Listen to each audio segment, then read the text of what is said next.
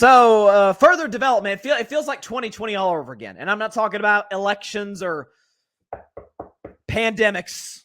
I'm not speaking that into existence. But I'm talking about discussion about Cowboys quarterback Dak Prescott's contract. So, Mike Florio on Pro Football Talk. Again, Mike Florio wrote a great book called Playmakers. Highly, highly, highly recommend it to every football fan out there. Mike Florio on Pro Football Talk this morning talked about Dak Prescott and said, quote, with no ability to tag him in 2025 and no apparent inclination to extend the deal now, the Cowboys seem to be willing to let him finish the contract and see what happens. End quote. So it appears, and I suggested this literally a week or a week before today, last Monday, that both Dallas and Dak may both be content with him just playing out the year and being a free agent next spring. And I say that because the Cowboys restructured his deal, freed up about $4 million in cap space, but didn't extend him, which if you extended him, you had some time on his contract, so you're able to spread that money out, thus creating more cap space. I'm like, why would they extend him? Why would they restructure his deal without extending him? That's weird. That tells me the Cowboys are going to be like, let's see how this plays out.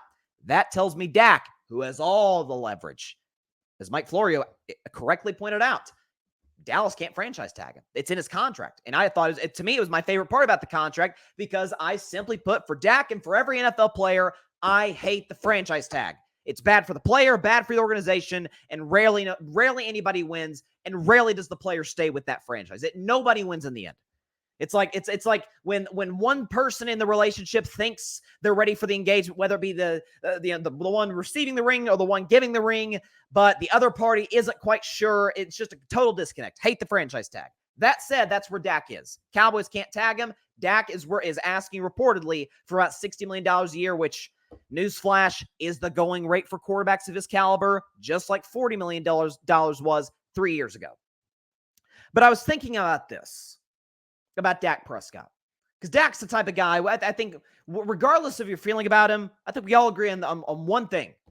Man, he's competitive. Man, he is a feisty guy. He doesn't care to yell at you if you're the opposition. He doesn't care to get in teammates' face from time to time in the huddle, or if somebody ran the wrong route. That's Dak. That's how he's wired. Kind of competitive type of dude. I mean, you're not a fourth-round pick and get to where Dak is if you're not competitive. I think Dak is looking at this situation and saying this. Okay, let's see. I'm commanding $60 million. There's a lot of teams, and I'll get into this later in the show, or later in the segment. There's a lot of teams that need quarterbacks. Dallas has literally shown me they're not even going to attempt to put a championship contender around me. More on that in just a second. Either I stay here and milk every dollar I can get from the franchise, because as we all know, regardless, doesn't matter if the Cowboys are great or if they're irrelevant. Man, it's good for your brand. Highest, most valuable sports franchise in all the world. My Warriors are in second, by the way. Most valuable franchise in all the world, valued at over $9 billion. It's great for your brand. America's team, America's quarterback, Staubach, Aikman, Romo, now Dak. Like, it's great for your brand. Dak's gotten a lot of ads because of it, a lot of commercials, a lot of different endorsements. It's great for your brand. I'm going to either milk every dollar I can get from the Cowboys, or I think Dak could take less with another team who's capable of putting a championship contender around him. And to the skeptic that might say, well, Bryson, having the Cowboys, the Cowboys are kind of boxed in. I mean, they can't. Dak's a $59 million cap, but they can't put a team around him. They can't put a competitive team around him that's capable of going out and winning a Super Bowl. They're kind of trapped. That narrative. And by the way, for this individual year, you may not be entirely incorrect. As a whole, in terms of the contract, since it started 3 years ago to now, that narrative makes me want to take this hat off and pull my hair out. I say that because when Dak's first 4 years in the NFL, let's just disregard his rookie year. Let's take that out, because the Cowboys didn't know Dak was going to be their starter in 2016. They didn't know that. Obviously, or they would have drafted him higher. Dak's their starter 2016. Romo retires. He's the guy going to 2017. Dak, on average on his rookie deal, made it on average. And keep in mind, he's getting paid $59 million this year. It's a $59 million cap hit. Dak, his first 4 years, made an average of $680,000 a year. Now, for the average everyday person, that's a lot of bread. For a starting NFL quarterback, maybe you're a little underpaid. $680K. You would think the Cowboys would have all the cap space in the world to do whatever they wanted. They're not paying their quarterback anything. That is when you strike in the NFL. Yeah, their big signing in free agency, 2017. They paid a lot of money for Nolan Carroll, a cornerback. I remember Nolan Carroll. They signed him to a 3-year, $10 million contract. $10 million. And he got cut. 2018. Keep in mind, Dak's making, on average, $680K. Their big free agent acquisition at wide receiver Allen Hurns, 2 years, $12 million.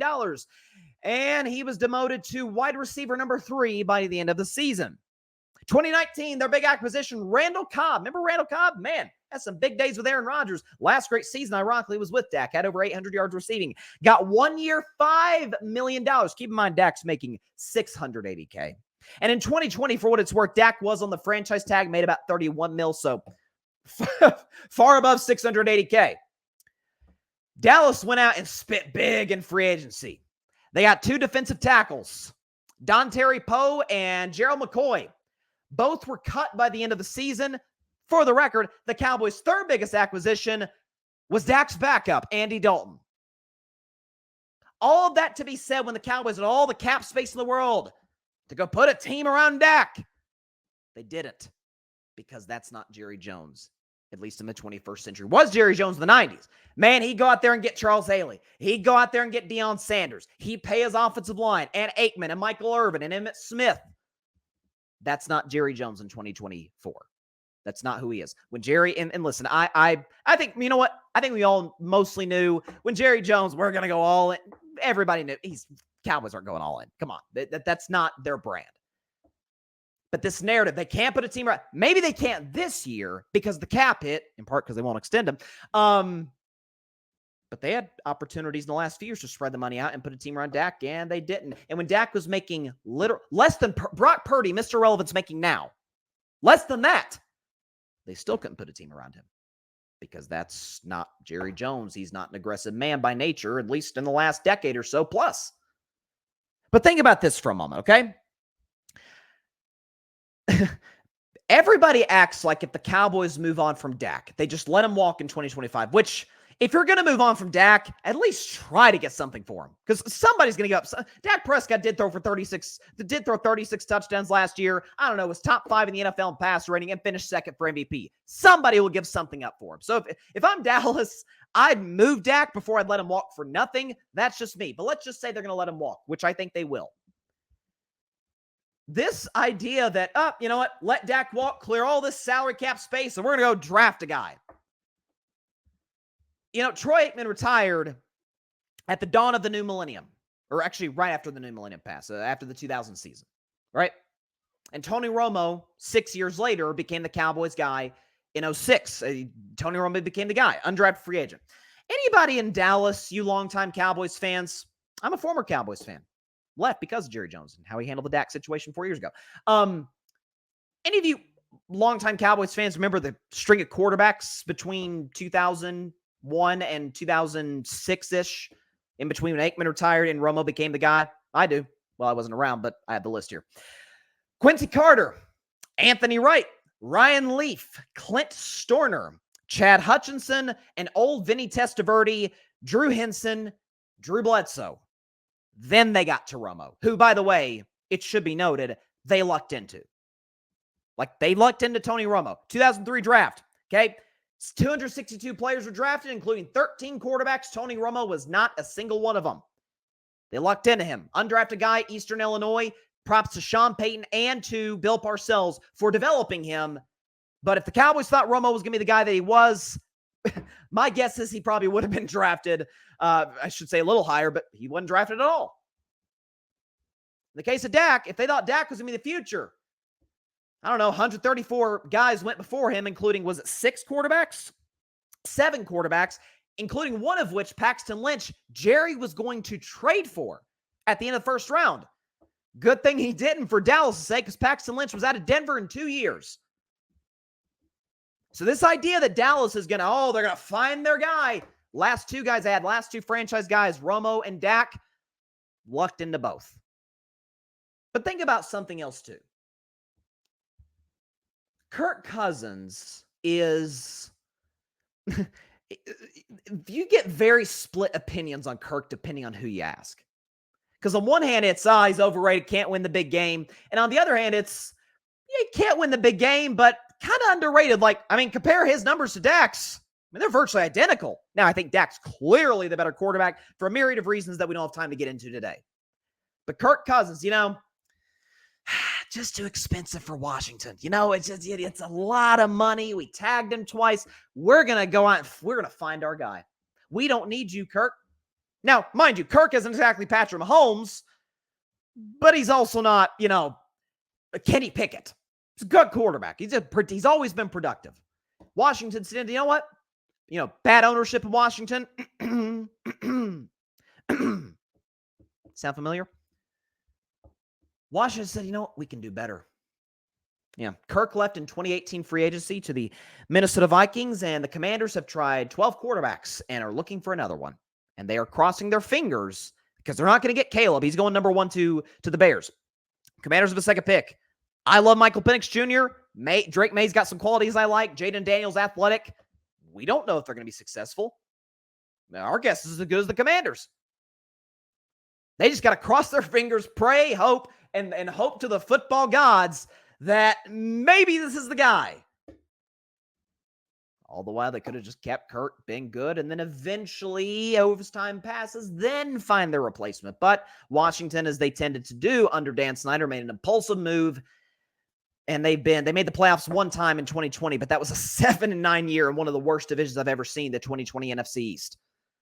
We always think the grass is greener on the other side. We always assume these things.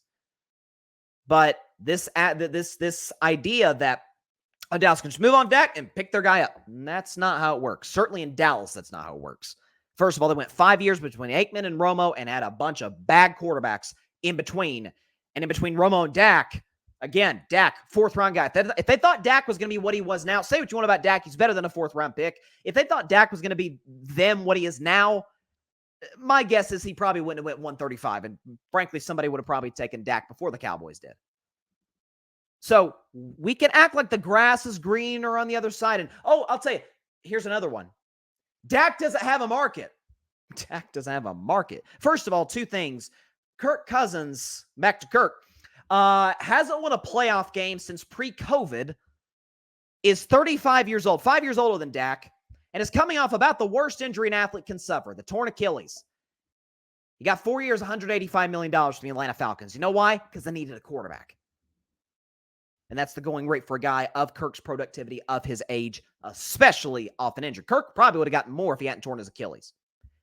Again, this is my opinion more than anything, more than it is data. Some of it's data.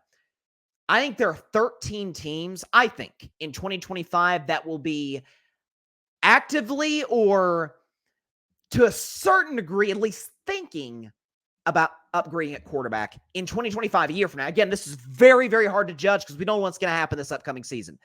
But in my view, these are the 13 teams I think could look for Dak. And by the way, not all of them can get Dak because they're in salary cap hell. But we'll show the list, 13 teams, and I'll read it off for the podcast audience. Dolphins, Patriots, Jets, my Steelers, Browns, Titans, Raiders, Broncos, Giants, Saints, Panthers, yes, the 49ers, and the Seattle Seahawks. Now, a few of those teams literally can't get Dak. Literally, they can't get him. Cleveland's a salary cap hell with Deshaun. Same could be said about the Saints with Derek Carr and a host of other guys. And it would be at least tough for San Francisco to do so, but it presented the opportunity to take Dak or Purdy. Trust me, they're taking Dak. Put Purdy on Dallas, put Dak on the San Francisco 49ers. Dak, stronger arm, more accurate, more mobile, better clutch gene. My guess is Dak's probably going to get the Niners a little bit further than, but now to Purdy's credit, he got him to the Super Bowl, but ask yourself, could Dak have not made one of the throws that Purdy missed? One of the throws, just one. Honestly, in the game like that, the 3rd down play with the 2-minute warning, whole different discussion. 13 teams, let's just say 10 of them have an opportunity to get Dak. You're telling me not one of them pays him $60 million? Yes, the Dolphins are in that group. They're not paying Tua anything. They're paying Tyreek a lot of money, and they're about to have to pay Waddle. They can't pay Waddle if they pay Tua. And even for those that are skeptical of Dak, again, doing the side-by-side, Dak, better arm, more accurate, slightly more accurate. Tua is pretty accurate, but Dak more accurate, way better in cold weather, by the way. Mobile, has won in the playoffs, more durable, probably fits Mike McDaniel's system a lot better than Tua does because of arm strength. Grass is always greener on the other side. Okay. Thanks so much for watching the show on YouTube, and be sure to go click that big red subscribe button and check out the other clips and full shows from Carving It Up Live, as well as our other incredible content creators here on the Grid Network.